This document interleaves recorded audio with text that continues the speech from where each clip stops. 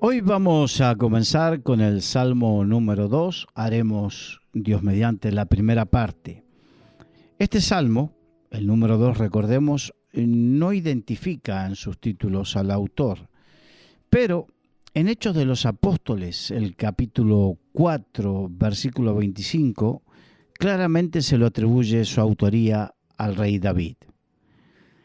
Como muchos salmos, el tema de este está enfatizado en el último versículo. Podemos desafiar a Dios y perecer o rendirnos a Él y ser bendecidos. La primera parte podríamos decirle o titularlo el amotinamiento de los pueblos y cómo Dios se burla de ellos. Dice así, ¿por qué se amotinan las gentes? Y los pueblos piensan cosas vanas. ¿Se levantarán los reyes de la tierra y príncipes consultarán unidos contra Jehová y contra su ungido, diciendo, rompamos sus ligaduras y echemos de nosotros sus cuerdas? Comienza por qué se amotinan las gentes. El salmista parece que está genuinamente desconcertado. La gente no tiene ninguna razón. No hay razón para amotinarse contra Dios. Y este hecho no tiene ningún beneficio en airarse o rebelarse contra Él. Su oposición hacia Dios no es nada más que cosas vanas. Y es algo que hoy, en pleno siglo XXI, podemos ver quizás como pocas veces ante la humanidad, cómo la gente se rebela contra Dios y contra lo establecido por Dios, que es precisamente la rebelión y la inspiración diabólica para esa rebelión. Sigue diciendo, príncipes consultarán unidos. Desde el tiempo de Babel, recordemos en Génesis la Torre de Babel, desde ese entonces los hombres continuamente se juntan para elucubrar, pensar, planear en contra de Dios y en contra de lo establecido por Dios. Piensan que dos o más hombres unidos en contra de Dios tienen una mejor probabilidad que si uno solo se pusiera en contra de Dios. La cuestión es que cuando hacen esta cosa, no muestran más que necedad.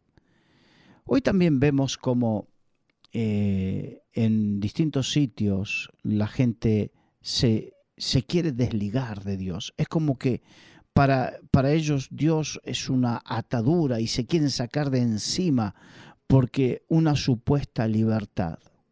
Pero no hay tal libertad. Lo que hay es una esclavitud. Porque Satanás, el opositor a Dios, porque todo esto es inspiración por el opositor a Dios. Como él quiso ser igual a Dios, entonces se opuso a lo establecido por Dios, se rebeló contra Dios. Eso determinó que él sea expulsado del reino. Y lo que hace él es inspirar de la misma manera esa rebelión a la raza humana, para que precisamente como él se rebeló contra Dios, que todos se rebelen contra Dios y así consulten contra él. Continúa diciendo, contra Jehová y contra su ungido.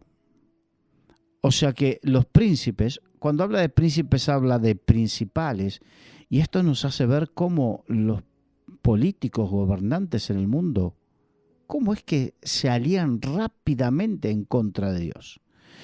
Dice, contra Jehová y contra su ungido. Ellos se oponen tanto a Dios como contra su ungido. Cuando se dice su ungido se refiere a Jesucristo, el ungido de Dios. Jesús, el Cristo, la palabra Cristo es igual que la palabra Mesías, unos en hebreo, otros en griego antiguo, y significa el enviado, el ungido, el preparado, el enviado por Dios. Jesús es la perfecta representación del Padre. En Juan 10:30 dice, yo y el Padre uno somos. Y en Juan 14:9 dice, el que me ha visto a mí, ha visto al Padre. ¿Cómo pues dices tú, muéstranos al Padre? Por lo tanto, si tú te opones a Dios Padre, te opones también a Jesús el Cristo. Si te opones a Jesús al Cristo, te opones a Dios el Padre. Aquí no vale esa dicotomía como algunos dicen, no, yo me opongo a uno y estoy a favor de otro o viceversa. No, cuando uno se opone a Dios, también se opone a Jesucristo, su unigénito. Y dicen, rompamos sus ligaduras. Aquellos que se oponen a Jehová, que se oponen a Jesucristo, piensan que Dios es aquel que les lleva hacia la servidumbre. Esta actitud es evidente, o evidencia, mejor dicho, una locura espiritual, porque Dios es el que libera de la servidumbre, no es el que trae esclavitud. Al contrario, Él vino a traer libertad a los cautivos. Él no trae esclavitud. Él dijo, llevad mi yugo, que es fácil y ligera mi carga. Él invita a llevar el yugo. Pero la esclavitud, nadie te invita a ser esclavo. La esclavitud es cuando te aprisionan y te hacen esclavo por la fuerza. Y eso es lo que hace el enemigo de nuestras almas, Satanás. Él es el que te inspira al pecado y una vez que caes en el pecado, la Biblia dice que el pecado lo que trae es muerte y lo que trae es esclavitud. Entonces ahí te esclaviza. La esclavitud viene por una actitud agresiva por parte del enemigo. Mientras que Jesús, Dios, envió a Jesucristo a morir en la cruz del Calvario para que seamos libres del pecado, precisamente. Mira qué diferencia. Mientras el hombre quiere decir, rompamos sus ligaduras, piensa que Dios los ata. No hay mayor atadura que la atadura del pecado. Y no hay mayor libertad que la libertad de llevar el yugo de Jesucristo.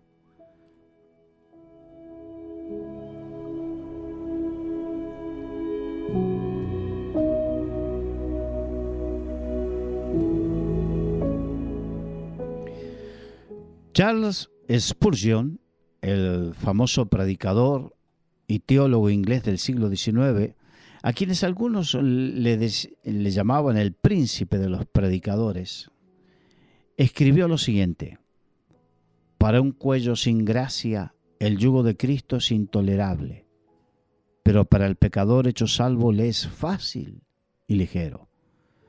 ¿Podríamos juzgarnos a nosotros mismos por esto? ¿Amamos ese yugo o desearíamos quitarlo de nuestra vida?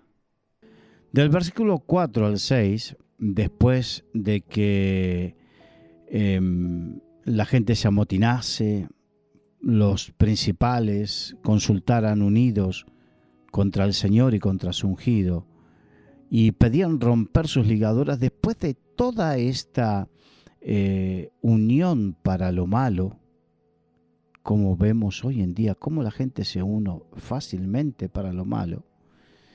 A partir de este momento, desde el versículo 4 al 6, dice: el que mora en los cielos se reirá, el Señor se burlará de ellos, luego hablará a ellos en su furor y los turbará con su ira. Pero yo he puesto mi rey sobre Sión, mi santo monte. Cuando dice el que mora en los cielos se reirá, habla de Dios mismo, de que el Señor mira la manera en que los hombres se reúnen en consejos contra Él y se ríe. Como cuando vio al pueblo reunido en Babel, que se decidió ir en contra de la voluntad de Dios y edificar una torre, y Dios dijo, como no van a desistir, los confundiré. Y aquí dice que contra estos que se unen para los malos consejos, el mismo Dios del cielo se ríe de ellos. Por eso en este tiempo donde muchas veces escuchamos acerca de conspiraciones y de cómo los malos se unen para hacer lo malo, los hijos de Dios tenemos que estar tranquilos y saber que esto sucedió, sucede y seguirá sucediendo. Y el Señor, el que mora en los cielos, se ríe de ellos. Dios no tiene temor. Él no está confundido o deprimido por esta oposición por parte de la humanidad. Él, por el contrario, se ríe de ellos. Se ríe porque Él, que mora en los cielos, como gran rey en un glorioso trono, Él no se pasea en el trono del cielo pensando qué es lo siguiente que debiera hacer o estar temeroso, qué es lo próximo que van a planear los hombres en contra de mí. Él no. Dios mora en perfecta paz y en perfecta seguridad, porque Él sabe quién es Él y lo todopoderoso que es. Dios se ríe porque Él mora en los cielos. Él no tiene un reino terrenal el cual Él ocupa. Su trono es el cielo y con autoridad sobre toda creación. ¿Qué debe temer el cielo de la tierra? El teólogo estadounidense James Boyce afirmó que Dios no tiembla. Él no se esconde detrás de una gran muralla celestial, contando los enemigos y calculando si es que tiene la suficiente fuerza para contrarrestar este nuevo reto hacia su reino. Ni siquiera se levanta de donde está sentado. Él simplemente se ríe de estos grandes imbéciles. Así lo dice este teólogo. Y sinceramente, la Biblia dice que los que niegan a Dios y los que se levantan contra Dios, los trata de necios.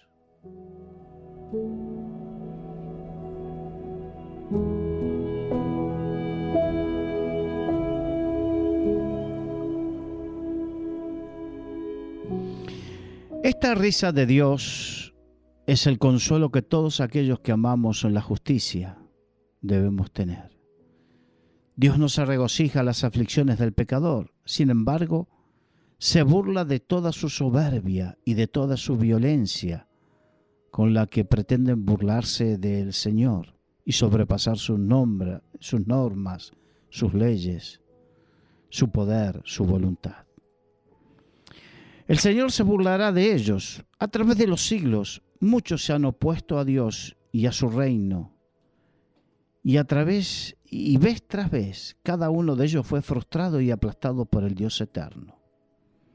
Un famoso ejemplo de un oponente hacia el cristianismo fue, obviamente hacia el cristianismo y hacia el Señor, fue el emperador romano Diocleciano, entre el año 245 y 313 después de Cristo. Este era un enemigo tal de los cristianos que persiguió a la iglesia sin misericordia y se jactaba en que había derrotado al cristianismo. Él grabó una medalla con esta inscripción: el nombre de cristianismo siendo extinguido. Diocleciano también levantó 2 monumentos en la frontera de su imperio con estas inscripciones: Diocleciano, Joviano, Maximiano, Hércules, César Augusto, por haber extendido el imperio romano hacia el este y el oeste y por haber extinguido el nombre de cristianos, quienes trajeron a la república hacia la ruina. Diocleciano, Joviano, Maximiano, Hércules, César Augusto, por haber abolido en todas partes la superstición de Cristo al haber extendido la adoración de los dioses. La cuestión es que Diocleciano está muerto, ya no está. Sin embargo, el Señor sí está vivo. Él ha resucitado de la muerte y la fama y gloria de Cristo Jesús se ha extendido por toda la tierra y a través de estos casi 2000 años. Y sigue diciendo, luego hablará a ellos en su furor. Dios se ríe desde el cielo, pero Él no se queda solamente en eso, inactivo. Él se ríe, pero no solamente se ríe. Antes de que actúe en contra de un hombre desafiante, Él primero les habla. Es como cuando llamó a Jonás a ir a Nínive. Dios había establecido actuar contra Nínive por el pecado de esa ciudad. Pero antes de actuar de esa manera, como Dios es grande en misericordia, envió a Jonás a que por 3 días predicase arrepentimiento sobre Nínive. Y así sucedió. Dios, primero, antes de demostrar su poder, primero muestra su misericordia. Él tiene toda la razón y todo el derecho para simplemente actuar en contra de los hombres desafiantes. Pero el amor y la misericordia mueven a Dios a decirles unas palabras de advertencia antes de que Él actúe. Hoy sucede lo mismo. Hoy está esperando que su iglesia se levante con voz profética para advertir acerca de que Dios está en contra de las cosas que se hacen, las leyes que se promulgan, los horrores que se están aprobando. Dios, aquellos que se levantan contra Él, se ríe de ellos, pero se toma en serio la posibilidad de que se arrepientan. Porque el deseo de Dios no es que el impío se pierda, sino que proceda al arrepentimiento. Y termina el Salmo diciendo, pero yo he puesto mi rey sobre Sión, mi santo monte. Dios quiere que los hombres desafiantes sepan que Él ha establecido un rey. De hecho, cuando Jesucristo se presentó en sociedad, dijo, el reino de los cielos se ha acercado. Como diciendo, aquí estoy yo, el rey. Cuando los sabios de Oriente llegaron, guiados por la estrella para adorar, ellos llegaron y dijeron, ¿dónde está el rey para que le adoremos? Un rey tiene un reino. Jesucristo dijo, mi reino no es de este mundo, como diciendo, no pretendan verme a mí peleando por un reino natural, porque mi reino es espiritual. Dios quiere que los hombres desafiantes sepan que Él ha establecido un rey, a su Hijo Jesucristo. Los hombres desafiantes que están más a la vista en este salmo son los reyes y príncipes de este mundo. Estaba hablando de las personas que tienen autoridad.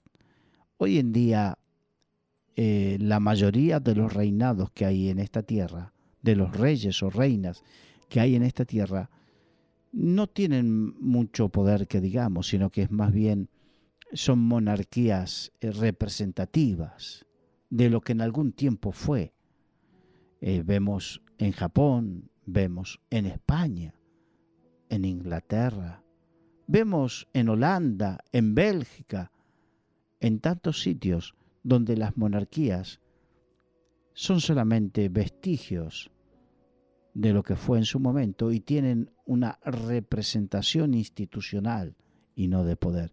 Pero aquí le habla a aquellos que sí tienen la potestad de gobernar, de tomar decisiones que afecten a los demás, de dictar leyes. A ellos quiere decirle que el Señor ha establecido un rey. Y Dios quiere especialmente que ellos sepan que hay un rey más grande que ellos. El reino de Dios está establecido opuesto y establecido por Jesucristo y para Jesucristo.